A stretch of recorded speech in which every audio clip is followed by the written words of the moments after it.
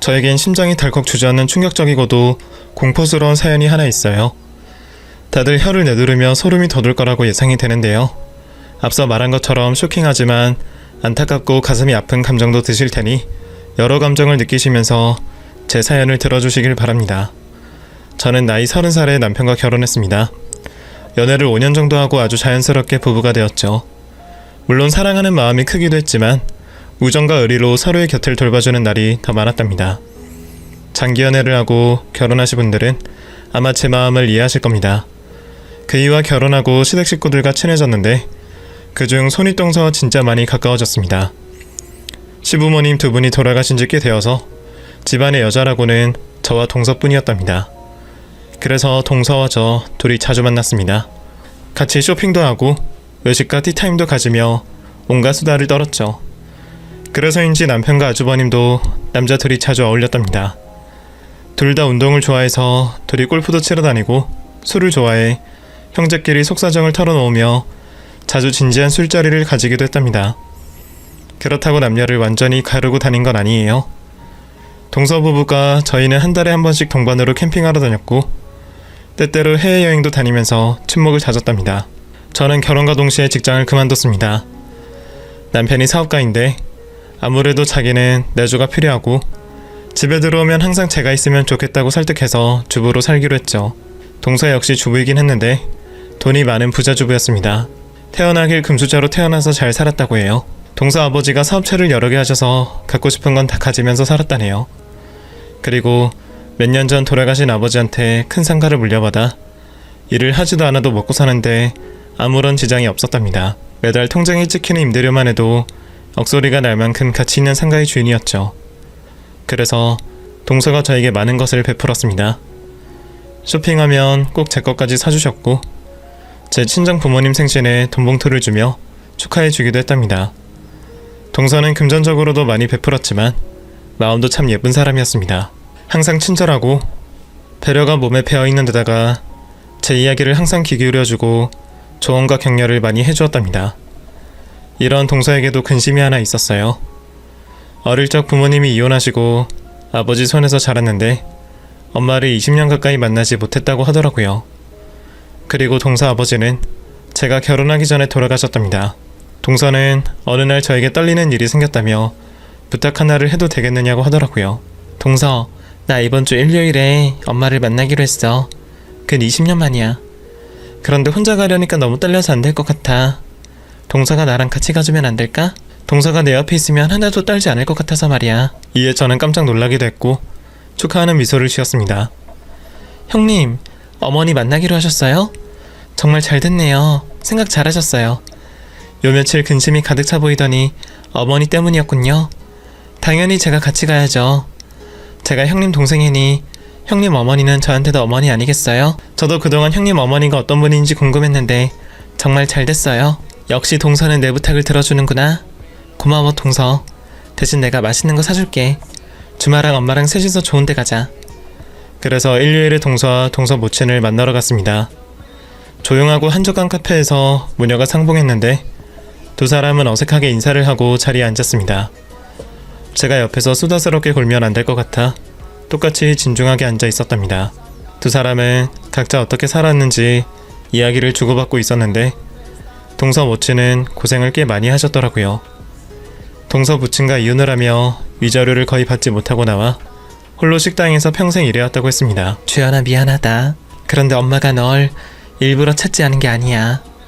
가진 것도 없고 해줄 수 있는 게 하나도 없어서 네 앞에 나타나지 못한 거야. 엄마는 보다시피 이러고 살아. 평생 힘들게 일하기만 했지 벌어놓은 돈이 하나도 없다. 그래서 너무 부끄러워서 네 앞에 나타날 수 없었어. 이런 꼴을 보이기 싫었거든. 그런데 네 아빠가 돌아가신 걸 얼마 전에 듣고 네가 사무치게 보고 싶더구나. 늦었지만 널 꼭 보고 싶었어. 모진 말에 동서가 울먹이며 대답했습니다. 엄마, 저는 돈 같은 거 바라지 않았어요. 그냥 엄마라는 존재가 그리웠다고요. 초등학교 때 헤어지고 내가 얼마나 오랫동안 기다려하는 줄 아세요? 돈이 없다, 가진 게 없어서 못 왔다, 이런 거 다 핑계라고요. 미안하다, 주연아. 엄마가 모자라고 부족한 사람이라 그런가 봐. 아무래도 난 널 만날 자격이 없던 것 같아. 그만 일어날게. 미안해. 동서가 서운함을 드러내며 화를 내자 동서 모친이 사과하며 떠나려고 했습니다. 이대로 두면 안 될 것 같아 제가 어르신의 손을 잡고 달래드렸습니다. 어머니, 이대로 가시면 안 돼요. 형님이 얼마나 많은 고민을 하고 내린 결정인데 그냥 떠나시겠다뇨. 형님이 하는 말은 속이 상해서 하는 말이니까 이해하고 들으세요. 그리고 형님이 화가 나는 건 이해하지만 너무 나쁜 사람으로 몰지 마세요. 지금 상황을 보니 어머니가 얼마나 많은 고생을 하셨는지 느껴지잖아요. 형님한테 짐이 될까봐 찾아오시지 못했다잖아요. 두 분이 서로 그리워한 모녀 시간이니 이제 그만 화해하고 서로 안아주세요. 제 부탁입니다, 형님. 이윽고 눈물이 터진 동서의 등을 토닥이며 서운한 게 많겠지만 어렵게 만났으니 좋은 마음으로 좋은 말을 해드리라고 조언해 주었습니다. 그래서 두 사람은 곧 눈물을 한 번씩 흘리더니 지난 일은 훌훌 털어버리고 앞으로의 만남을 기대하고 약속했습니다. 아직 살 날이 많이 남았으니 모녀로 인연을 이어가자면서 말이죠. 저는 그 모습을 보고 안심이 되었고 뿌듯했고 기뻤습니다. 친언니 같은 동서에게 가족이 한 명 생겼으니 저에게도 엄마 한 분이 더 생긴 것 같기도 했답니다. 그래서 동서와 저는 더 가까워졌고 정말 친자매처럼 진심으로 아껴주고 사랑했습니다. 저희 부부와 동서 부부는 크게 문제가 되는 일이 한 번도 없었는데 어느 날 동서가 흥분에 차서 저희 집에 찾아왔더라고요. 아주버님을 끌고 오듯이 와서 언성을 높였답니다. 동서, 자네는 모르고 있지? 이 인간하고 서방님이 룸사롱에 다녀왔어. 카드 명세서에 수상한 가게 이름이 찍혀있어서 검색해봤더니 룸사롱인 거 있지. 이 인간이랑 서방님이 거기서 쓴 돈이 200만 원이 넘어. 네? 그게 정말이에요? 기가 막히네. 여보, 당신 룸사롱 간 거 진짜야? 거기 가서 뭐 했어? 이 인간 순진한 줄 알았더니 발랑 까졌네. 룸사롱 가서 뭐하고 놀았는지 바른 대로 말해. 남편은 저희 호통에 말을 더듬으며 대답했습니다.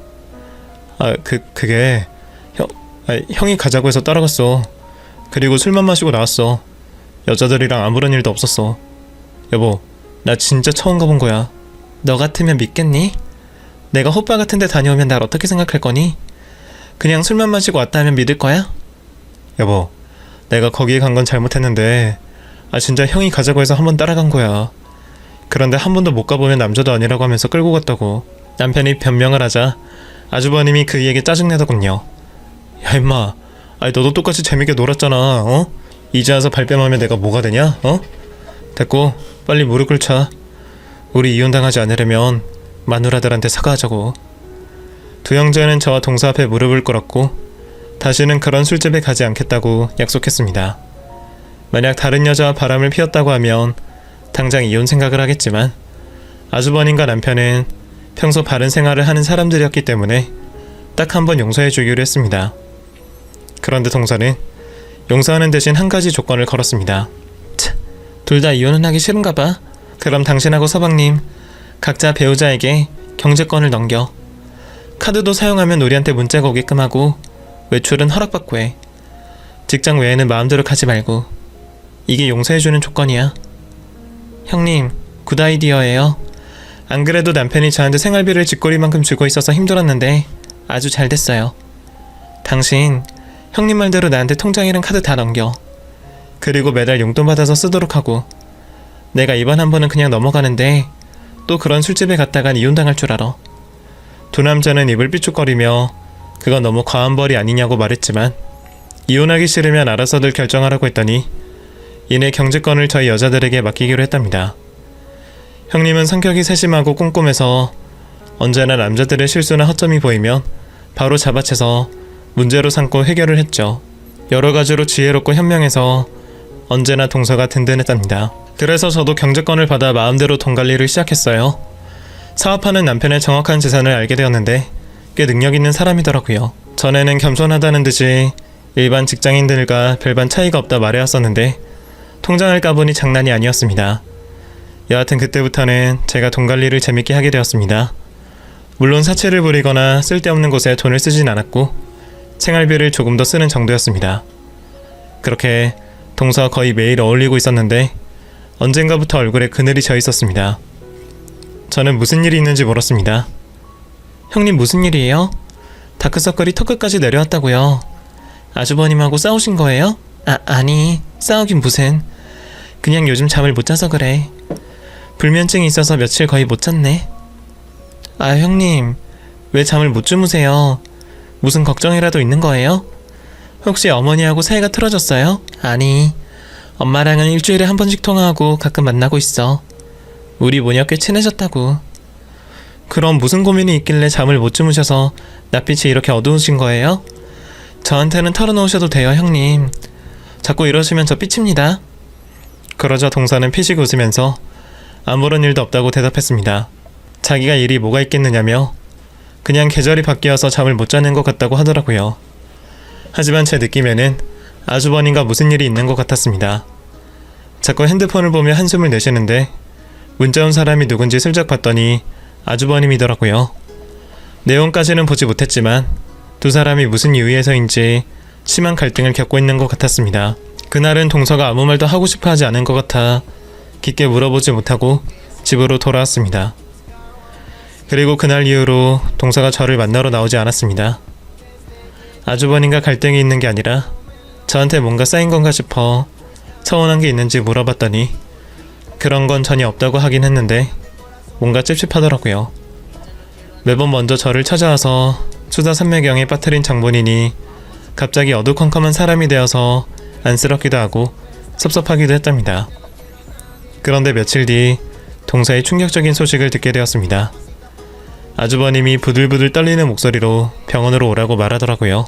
재수씨, 제 아내가 사고가 났나봐요. 저도 연락받고 이제 출발하는 길이에요. 재수씨한테 먼저 알려야 할 것 같아서 연락했어요. 네? 뭐라고요? 형님이 사고를 당해요? 어디서 무슨 사고가 났는데요? 아파트 계단에서 굴렀나봐요. 아파트 주민이 쓰러진 아내를 보고 119에 신고했나봐요. 자세한 건 저도 모르니까 일단 병원으로 좀 와주세요. 알았어요. 지금 바로 출발할게요. 저는 떨리는 손으로 택시를 잡아 세웠고 형님이 입원했다는 병원으로 향했습니다. 이윽고 아주버님을 찾았는데 동서가 수술실에 들어갔다고 하더군요. 재수씨, 집사람이 머리를 크게 다쳤나봐요. 그래서 병원에서 급하게 수술 들어갔답니다. 저 집사람 잘못되면 어떡하죠? 가슴이 터져버릴 것만 같아요. 아주버님, 흥분 가라앉히세요. 일단 의사한테 들은 대로 말씀 좀 해보세요. 머리를 얼마나 다친 거죠? 아주버님이 말하길 계단을 구른 동서가 머리를 모서리에 부딪힌 것 같다며 그래서 뇌에 큰 충격을 받았다고 하더군요. 의사 선생님은 어떻게 될지 모른다면서 수술이 끝나고 정확하게 설명해 준다고 했답니다. 그래서 저와 아주버님 그리고 조금 늦게 도착한 남편은 수술실 앞 의자에 앉아 아무 말도 하지 않고 수술이 끝나길 기다렸습니다. 저는 마음속으로 하나님, 부처님, 성모 마리아께 기도를 올렸습니다. 제발 동서를 무사하게 해달라고, 데려가지 말아달라고 했답니다. 수술은 한참 동안 진행되었습니다. 거의 7시간이 지나서야 녹색 수술복을 입은 의사가 나오더군요. 저희 세 사람은 벌떡 일어나서 동서의 상태를 물었습니다. 그러자 의사는 고비는 넘기긴 했지만 깨어나는 건 환자의 몫이라며 기다리는 것 말고는 더는 할 수 있는 게 없다고 말했습니다. 확률로 따지자면 50대 50이라며 하늘의 운명을 맡기자고 하더라고요. 저는 너무 큰 충격을 받아서 눈물조차 나오지 않았습니다. 보름 전까지만 해도 멀쩡하게 저와 밥을 먹던 동서가 수술을 받고 의식을 잃은 채 중환자실에 누워있는 게 모두 꿈만 같았답니다. 아주버님과 남편도 충격을 많이 받아서 얼굴이 굳어 있었어요. 밤을 지새우며 기다려봤지만 동서는 계속 눈을 뜨지 않고 고집을 부리고 있었습니다. 며칠 뒤 중환자실에서 일반 1인실로 옮겨졌는데 상태가 호전되어서가 아니라 치료할 게 남아있지 않았기 때문이었습니다. 산소 호흡기에 겨우 숨을 붙이고 있을 뿐 식물인간과 다를 게 없었죠. 의사 선생님은 최선을 다해봤지만 뇌를 심하게 다쳐서 어쩔 수 없게 되었다고 말했답니다. 하지만 저는 식물인간이 된 것을 믿지 않고 받아들이지 않았습니다. 그건 저뿐만 아니라 아주버님과 남편도 마찬가지였습니다. 한 달 동안 동서는 아무런 움직임도 없었습니다. 저희가 아무리 기회되고 많은 말을 해줘도 꿈쩍도 하지 않았답니다. 특히 그동안 동서와 부부로 지내면서 무뚝뚝하고 조금 냉랭하게 대하던 아주버님은 한시도 병실에서 떠나지 않았습니다. 동서의 손과 발을 닦아주고 주물러주며 계속해서 말을 걸었죠. 그 모습을 보니 마음이 너무 아팠고 제가 이렇게 되면 제 남편도 아주버님과 똑같이 할까 하는 생각도 해봤습니다. 동서는 이렇게 기다리는 저의 소망을 저버리고 끝까지 깨어나지 않았고 헤어질 시간이 다가왔습니다. 의사 선생님은 이제 환자인 동서를 보내주자고 했답니다. 존엄사가 이젠 불법이 아니고 보호자가 동의하면 편히 보내줄 수 있다면서 말이죠. 그러자 아주버님은 크게 흥분하며 의사 선생님의 멱살을 잡았습니다. 당신이 그러고도 의사야? 아직 멀쩡하게 살아있잖아. 아직 내 아내의 손이 따뜻하다고. 그런데 뭐? 존엄사? 에이, 개같은 인간아. 내 아내는 반드시 깨어날 거니까 저리 꺼져. 저는 바로 아주버님을 말렸습니다. 아주버님 왜 그러세요? 의사 선생님이 가망 없다고 하잖아요. 이렇게 형님을 붙잡고 있으면 더 힘들어 하실 거예요. 저도 가슴이 찢어지도록 아파요. 하지만 형님을 편하게 놓아줄 때가 됐어요. 이제 그만 보내주자고요. 어림없는 소리. 난 이대로 포기 못해요. 의사가 나불대는 말은 믿지 않는다고요. 사람 목숨을 두고 이러쿵저러쿵 판단하는 거 아주 역겹단 말이에요. 재수씨한테도 실망입니다. 제 아내와 친자매처럼 지내놓고서 이렇게 쉽게 포기하다니요. 아주버님은 끝까지 동서를 지키겠다며 헛소리할 사람들은 병실에서 나가라고 소리쳤습니다. 한편 동서의 어머니도 매일 저녁마다 병원에 들러서 동서의 손을 잡고 말없이 눈물만 흘리시고 돌아가셨습니다. 20년 만에 재회한 딸이 얼마 지나지 않아 이런 상태가 되었으니 얼마나 가슴이 아프고 힘드셨을까요? 저는 마음의 준비를 하면서 병원과 집으로 갔습니다. 몇 달 뒤에는 매일 가지 않고 이틀에 한 번, 사흘에 한 번씩 가면서 동서 얼굴 보는 횟수를 줄여갔답니다. 제 정신마저 피폐해지고 너무 우울했으니 동서에게 미안하지만 희망을 내려놓았습니다. 그런데 세상에는 기적이라는 게 정말 있던 모양입니다. 집에서 혼자 살림하던 중 동서의 전화를 받게 되었습니다. 동서 나야. 내 목소리 알겠어? 저는 비명을 지르며 놀랐습니다. 형님? 정말 형님이세요? 이거 지금 꿈 아니죠? 어떻게 이런 일이... 형님, 왜 이제야 깨어났어요? 저 그동안 얼마나 가슴 아파했는지 아세요? 동서 미안해. 그리고 이거 꿈 아니야. 나 자네 형님 맞아. 많이 놀란 모양이구나. 동서, 난 자고 일어난 것 같은데 많은 시간이 흘렀나봐. 형님 진짜 깨어나신 거예요? 의사가 분명 가망이 없다고 했는데 이건 진짜 기적이에요.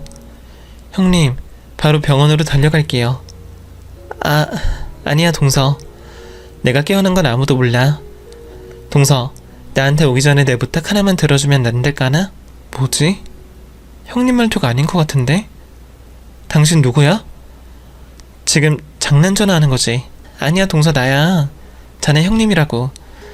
저는 목소리를 귀 기울여 들어봤는데 역시나 동서가 분명했습니다. 그래서 다시 눈물이 펑펑 쏟아내며 말했습니다. 형님, 진짜 형님 맞군요. 알았어요. 무슨 부탁이든 말씀만 하세요. 제가 다 들어드릴게요. 이건 아무한테도 말하지 않은 건데 사실은 내가 소유한 건물 말이야. 20층 상가 말이야. 내가 그걸 친엄마를 만난 뒤에 선물로 드렸거든. 그런데 지금 생각해보니 잘못 결정한 일인 것 같아. 내가 지금 움직일 수도 없고 엄마 얼굴 보고 직접 건물을 돌려달라고 말을 못할 것 같아. 동서가 나 대신 엄마한테 찾아가서 건물 명의를 다시 내 이름으로 바꿔주면 좋겠어. 형님, 건물을 어머님한테 드렸어요? 제가 대묻자 형님은 자신은 부유하게 잘 살고 있는데 어머니는 이혼 후 고생만 하면서 살아온 게 딱하고 가여워서 그랬다고 답하더라고요. 그런데 코마 상태에서 어머니에 대한 기억이 많이 떠올랐는데 별로 좋지 않은 기억이라고 말했습니다. 나는 엄마가 무조건 좋은 사람인 줄 알았어. 그래서 내 건물을 넘겨드렸지. 그런데 생각해보니 20년 동안 날 한 번도 찾지 않은 사람이잖아. 그리고 어릴 적 기억이 떠올랐는데 엄마는 날 따뜻하게 대해준 적도 없었고 늘 남처럼 대했어. 그뿐만 아니야. 아빠와 엄마가 이혼한 이유가 엄마의 외도 때문이라는 게 기억났어. 아빠가 돌아가셔서 확인할 순 없지만 분명히 기억났어. 아빠가 엄마를 향해 바람 피운 년이라고 욕하면서 내쫓던 광경이 말이야. 네? 형님 어머니가 바람을 피워서 이혼을 했다고요? 겉으로 봐서는 전혀 그런 분 같지 않던데. 형님 기억이 왜곡된 건 아닐까요? 아니야, 내 기억이 맞아. 분명한 진실이라고. 동서, 난 그런 사람한테 아빠가 남겨주신 재산을 엄마한테 줄 수 없어. 내가 깨어나긴 했지만 언제 다시 의식을 잃을지 몰라서 동서한테 바로 이야기하는 거야. 내 부탁을 들어줄 거지? 조금 의아한 이야기였지만 동서의 말을 믿고 대답했습니다. 네, 형님 알겠어요. 어떤 마음인지 짐작이 돼요. 형님, 제가 다 알아서 할 테니까 형님은 정신을 놓지 마세요. 최선을 다해볼게. 그리고 동서, 내가 깨어난 건 비밀로 해줘. 엄마한테는 내가 사고 나기 전에 동서한테 건물을 다시 받아야겠다 말한 적 있다고 하면 아마 돌려주겠지? 최소한 양심 있는 사람이라면 말이야. 그리고 내 남편과 서방님한테도 비밀로 해줘. 내가 깨어난 건 직접 서프라이즈로 해줄 거야. 알았지? 저는 알겠다고 대답하고 남편과 아주버님께 잠시 비밀로 하기로 했답니다. 여하튼 이런 기적이 일어나 너무 기뻤습니다. 친언니 같은 동서가 살아서 돌아왔으니 더할 나위 없었죠. 그래서 저는 동서의 말대로 먼저 동서의 집에 찾아갔습니다. 아주버님이 병원에 있어서 비밀번호를 전달받아서 혼자 들어갔죠. 그리고 동서 서저의 서랍에서 도장과 서류들을 챙겨 동서의 어머니를 찾아갔습니다. 일주일에 3~4번씩 병원에서 마주치긴 했었죠.